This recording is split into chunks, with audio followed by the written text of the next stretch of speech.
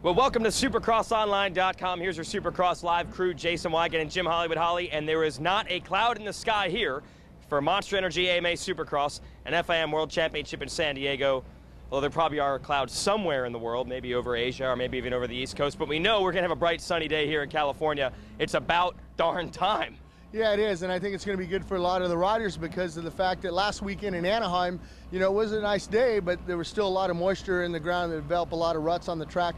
I don't think here today it's going to develop any ruts. I think it's going to be hard, dry, and a little bit slippery in that main event. A little bit of unfinished business in the Supercross class. We saw Kevin Windham put a real challenge to Chad Reed early in the race last week in Anaheim, but couldn't finish the deal because he had some bad luck.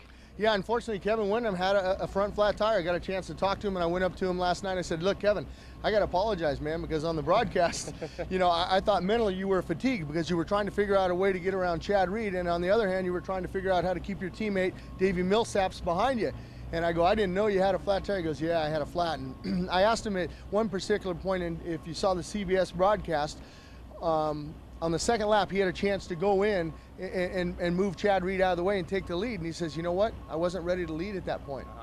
And I went, okay, well, that's fair. So, you know, Kevin Windham, hopefully he can step it up here in San Diego and he can keep all the air in the tires this weekend. Yeah, that's going to be key. And the air is not out of the series yet. And by the way, they're bringing up a water truck up this ramp. So that'll give you an idea of the fact that we finally have to put moisture on the track instead of trying to keep it off.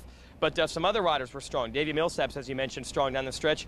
And Tim Ferry was really in the hunt all 20 laps, so it was a good race. Well, I think Tim Ferry had to get that podium to get a little bit of confidence because he had such a bad couple weeks prior to that with crashes and things like that. And you know, you go back to San Francisco when he had those two hole shots and then he ended up getting 10th in the main. So that third for Timmy Ferry. And I know that Timmy Ferry, he was a little bit upset. I talked to him also. He was a little bit upset at Paul Carpenter because he thought he had a shot to get Millsaps on that last lap. Unfortunately, Carpenter kind of got in the way and took a few of his lines. But Timmy said, I had it all figured out and I was going to get second, but unfortunately came away with that third. But hey, still on the box. Yeah, so that's where we're pumped because we got good storylines left over from Anaheim 3 leading in here to San Diego. So we should have good racing.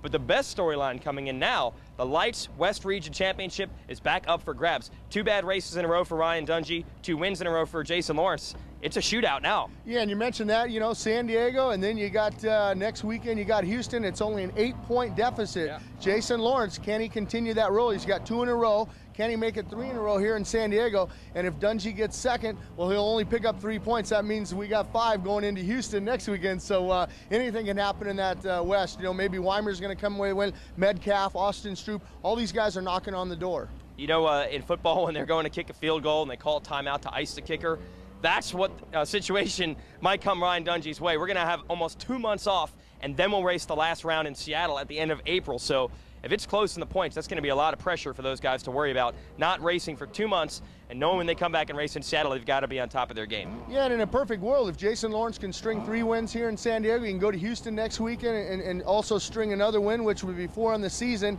Dungey finished second in both rounds. That means going to Seattle, the Dungey only has a 2-point lead. Hey, Lawrence has got to beat him, and he'll come away with the championship, but it's going to be good.